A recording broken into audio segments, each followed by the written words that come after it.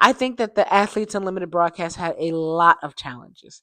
I think it had a lot of challenges. I think it had a lot of challenges that it's going to need to look at and accommodate. I'm an art director, or I was an art director for the past 10 years at some of the top agencies in America. When I had to create and design websites, we had this thing called W3C accessibility. When we think about accessibility, you have to think about the most unfortunate person you know. You have to think about the brokest person you know. You got to think about the person with the most. They might be disabled. They may not be able-bodied. They may not be in a house. You have to think about those people when you're thinking about accessibility. What does accessibility mean? Okay, in this space, because we're talking about the broadcast, we're going to talk about accessibility for eyes. I got four of them, and I thought the Athletes Unlimited situation was hard to watch. Because what you have to think about is who's the oldest eyes we got? What's the worst eyeball situation that's going to be watching this show? So you have to say, how do we make it easy for everyone to watch this? Even though there's fans who are only going to be able to watch, right? When it comes to Unrivaled, when it comes to Athletes Unlimited, you have to get up and go. It's inaccessible just for that reason. It's inaccessible just for the fact that, yes, the tickets are affordable, and the Unrivaled tickets are affordable if you don't get them resale. Yes, the tickets are affordable, but how are you going to get there? Where are you going to stay? Who are you going to stay with? It's inaccessible for that reason in and of itself. Okay. And knowing that, you have to know that a lot of people are going to watch. The majority of your people are going to watch. That's just what it is going to be, right? If that's the case, you have to do everything you can to lower the friction with the fan experience, the fan viewing experience, whatever friction they may have. You want to alleviate that when they watch television, when they watch you on television. So let's talk about what Athletes Unlimited could have done better when it comes to the production side of what they did yesterday. First thing that I took problem with, I thought that especially in that first game with Sid, the broadcasters were on the screen maybe about 80% of that game. In the second game, they did a little bit better, maybe coming down to 60 or 50%. But I felt like when I started to get into the game, when I did like this, and I got into the game, they just shrunk the screen and brought in that picture in picture. And the reason why that's annoying is because there's so much dead space. I'm supposed to be looking at the game, but now there's so much dead space, right? Even in the game, even if there is space on the screen that's not being utilized, it's held by something, some lights, the ceiling, the something. It gives me it gives me purpose. It gives me the reason that I'm in here. It lets me see where I'm at. I can recognize that's the ceiling, so I need to look down. I recognize that's the left side, so I need to look to the right. Like, those are the things that people need to see when they are viewing. You cut all that shit off and just put black bars, basically, just to hold a picture in picture that also took up part of the screen where people were playing basketball. It was a bad idea. I don't know who came up with that one. Okay, I'm going to try to be nice. But like that, I don't think that was great, because that just messed up the viewing experience. And then there's nothing to. What am I looking at the broadcaster? They're just standing up and talking to each other. What was the point? I think the whole time I was saying, what is the point of this? And there has to be a reason that I'm looking at Cheryl Swoops. There has to be a reason that I'm looking at Sydney Colson. And yes, I'm gay for Cheryl Swoops, but I can look at her pictures anytime. Well, I can look at way better pictures of her than a dark screen of her towering over another lady. I forgot the lady's name, and she's important too. She's very important. And you guys are gonna say ignore it. I have ADHD. That's the thing about accessibility. You have to think about disabled people. That is a disability. ADHD. It's a disability. And you're putting something on my screen that I don't even really need to look at. That's a challenge. It's challenging. This is challenging. And it's a challenge so much so that I will not want to come back. And that is the thing about fan engagement and the fan viewing experience. At the end of the day, Athletes Unlimited wants people to come back. But a lot of people didn't. A lot of people gave up. Last night, they gave up. And one of the reasons, aside from the broadcast and the picture, because that really pissed me off. The second thing that pissed me off was the darkness. And everybody's like, oh, why is it so dark in there? I don't think it's dark in there. All the pictures I saw from people who went, now, granted, the iPhone is going to do whatever it needs to do. But even like seeing pictures this year, last year, whatever, from whomever, whether it's a Samsung, whether it's an iPhone, it's lit fine in there. One of the easiest ways to make sure people can read, to make sure people can see what's going on, contrast. Let's discuss contrast real quick. Contrast is created so that we know what to look at and we can see it clearly. Most of the times, you're going to need to look at the dark things. Sometimes you'll need to look at the light things. I'm going to put probably something on the screen that explains what I'm trying to say better, because I don't have the words right now. Okay, but you need contrast. Okay, and I'm not just talking about black and white contrast. That is the basic, right? You got a piece of paper. Even back here, you can tell what's going on. You can understand that says 1, 2, 3, right? You can understand those are Lego pieces. You understand this is the Lego build that I need to build. Okay. You understand on that white background, this is not gray. You can see what that form is, right? When you look at it, you probably can't see it because you're like, what is that? But I know it's this. And so I know that we're building that. And this is a Lego manual. And because it's a Lego manual, I see the colors of it, I see the depth of it, and it's on white. It's orange, it's easy to see. Those numbers, they're large, they're thick, they're bold, so that I can see them. That's called accessibility when it comes to viewing. The lighting is fine. I think it's post production. I think you have to know what you're doing with the camera. And you can boost your highs, you can boost your lows. Like, you just need something. And I think that they do it on purpose because they probably don't want you to see the audience too much. So they probably are trying to create the lighting where it's very dark on the people. And so it is not easy to watch. It's too damn dark.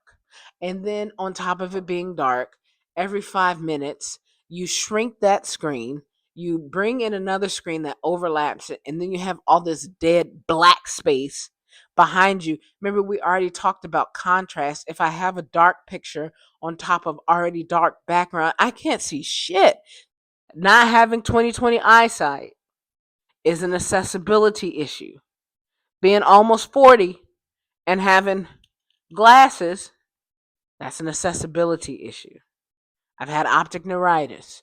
There's people who have had all sorts of things happen in their eyes. You have to consider that. You have to consider that. Now, let's talk about, now those were the big things. The darkness of the picture and the picture in picture. I thought those were two really big things that hurt the viewing experience. But the major thing when it comes to the nitty gritty of accessibility, I didn't like the first game at all. When it came to that first game, the accessibility was in the garbage. Let's first of all talk about the scorecard. Like, it's fine, but it's small. And when it's small, it's like the contrast isn't popping enough. I'm not getting it. You remember when I showed you these pictures? You know what these numbers say because the contrast is there. Sorry. You know what these numbers say because the contrast is there. Right? That's a light blue with a black piece of copy. And then on this side, you can't see that, but they put the blue, the 1-on-1, 1-to-1 is big, but those, they also put some numbers in a white box. You can't see the number because it just won't clear up for whatever reason. That's an 11 and a 4. Okay? But they put those in there because they said this is going to have to be smaller. But if it's smaller, the contrast is not going to, you're not going to see what it says. So we're going to circle it. We're going to put a white background on it and we're going to make it black so that anybody who sees it can see it. You're going to say, this is print. Who cares? Those are the same rules that you have to use in broadcast. They had a background literally about this color, this value blue, maybe a little darker, but you need to go about this dark. If you're going to have white, if you're going to have white copy on it, you need to go about this dark with the blue. They went way too light on the blue. And I thought, I have been waiting for these jerseys to come out because I think it's a great idea, but is it going to work? I don't think it did. I'm so sorry. I love the glow jersey. You guys looked like I couldn't see the orange at all last night. And the gray, because it was so dark already on the broadcast, it played with my eyes too much. I know that you can't make that a white jersey because first of all, we've already gotten the jerseys, and because it's going to look like a Tennessee jersey. I think that's exactly why you did it. But whatever, there's like orange on the side. It's a deep dark orange. Whatever orange that is, that needs to be the orange in the numbers. The orange in the numbers is way too light, and so from far away there's not enough contrast. I don't know who I'm looking at. I don't know who I'm looking at because I can't see the number, right? When that's the way that fans usually determine who's who, I will look at the number, right? Or I'll try to look at the jersey to see who it is and try to look. But I can't do that because there's not enough contrast. You got light gray on light orange. It's the same value. Also on the scorebook for Team Glow, it was white on that orange. It was a white background with that orange. You need to look at the accessibility of that. There's a tool that will check, is this contrast good enough? Will 80% of people be able to see this? Will 90% of people be able to see this? Those are the things that you need to see. I think for right now, yeah, maybe the kids looked at it fine, but I just thought the viewing experience of it all could have helped more. And when we're talking about this, when we're talking about fan engagement, we're talking all of this is all related. It's all the same. It's all engagement. It's all communication. It's all the same thing. It's all the same thing. Fans want women's basketball. I want women's basketball. You cannot drop the ball with your fan viewing experience when people are just cuckoo for women's basketball right now. I think that's you have to pay more attention. Accessibility, accessibility, accessibility. That contrast, you have to pay attention to it. And the score bugs in the jerseys, you're gonna have to rethink the jerseys. We can't do it now, but you're gonna have to rethink the jerseys. If you can't rethink the lighting, you're gonna have to. That second game, okay. So the first game, I didn't like the contrast.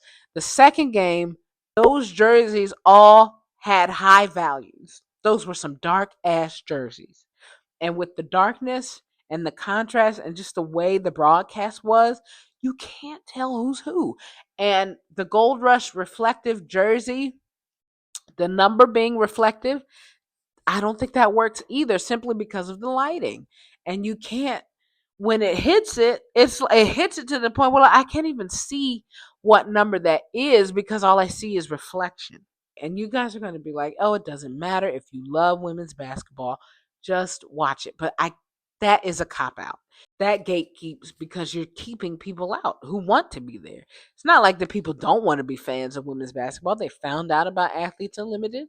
They've kept up with it. Now they're here to view it. But when they view it, it's not easy. It's not easy. And Athletes Unlimited, in my opinion, should do as much as they could to make it, much as they can to make it easy, simply because this is a unique approach to 5-on-5 basketball. It's different. That is tough to keep up with in and of itself.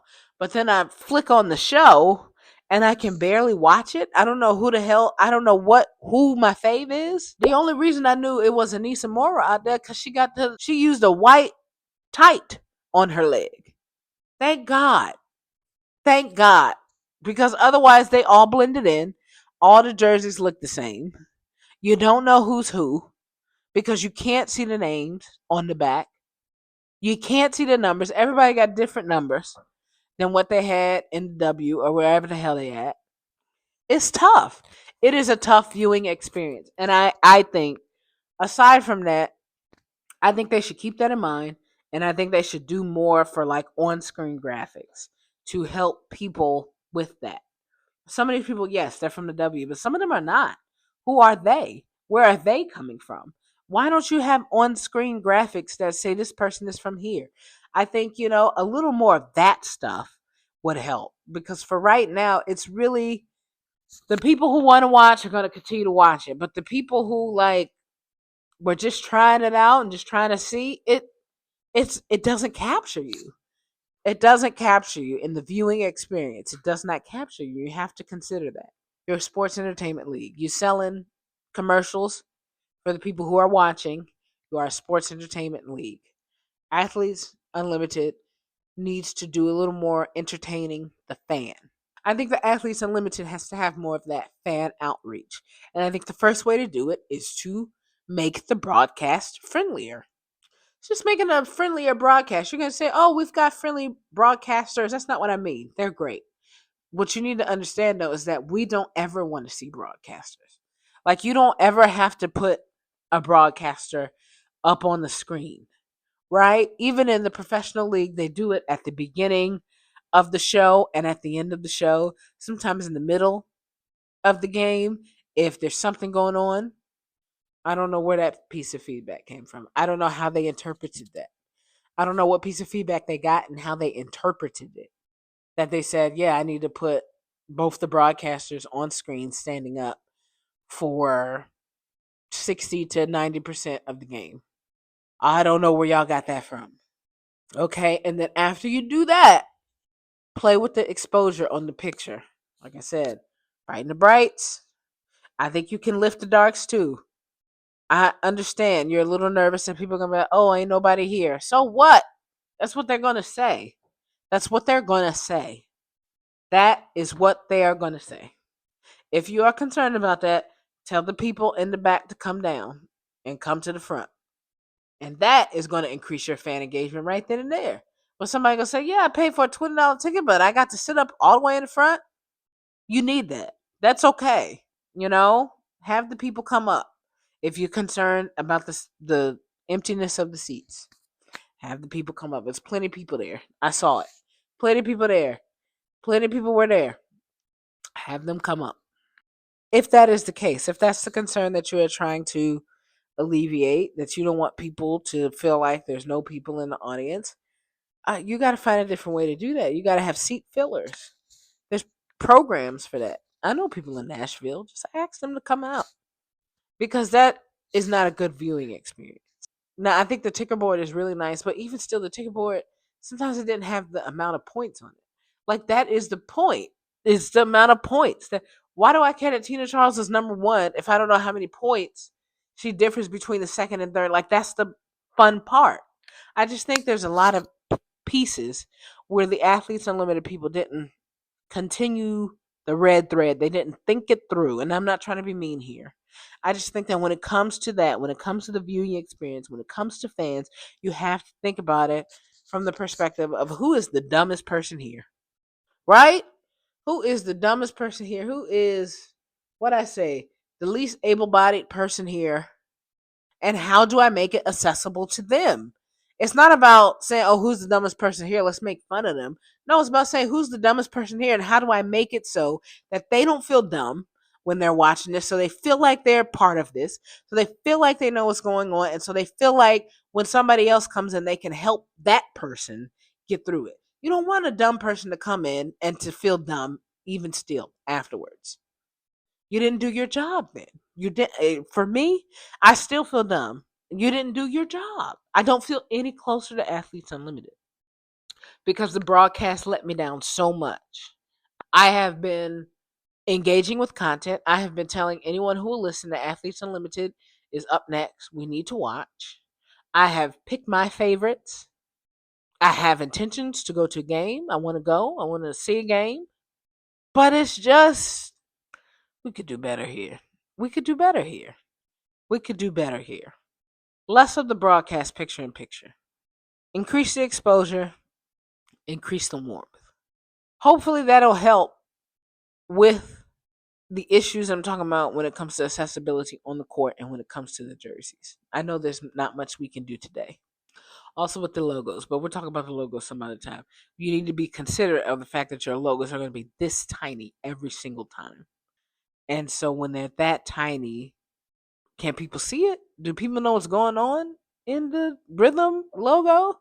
Like, I like it, but when it's that small, do people know what the fuck is happening? Or do it just look like that old Singular logo, old AT&T logo, right? Like, you have to think about those things. If it's going to be that small in the scorebook, what do it look like? What does it look like? Okay? All those things. I think you're not going to be able to make sense of that in the next 4 weeks.